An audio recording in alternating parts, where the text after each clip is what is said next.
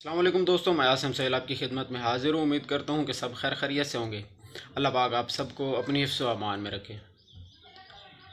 दोस्तों, अगर आपका वज़न कम है और उसके साथ आपके जिस्म की जो हड्डियाँ हैं वो दर्द करती हैं, घुटने दर्द करते हैं और मसल्स जो हैं आपके जिस्म के वो दर्द करते हैं, तो उसके लिए आज हम आपके साथ एक आसान सी रेमेडी पेश करेंगे।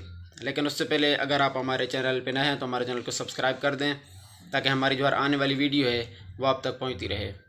इसके अलावा फेसबुक पे भी हमारा पेज बना हुआ है डॉक्टर आसिम हर्बल शिफाखाना के नाम से, उसे भी फॉलो कर लें। अब आपने ये करना है कि आपने किसी करीबी पिनसार स्टोर से तिल, बादाम और खसखस लेनी है। अपनी मर्ज़ी और अपनी ज़रूरत के मुताबिक आप ले सकते हैं।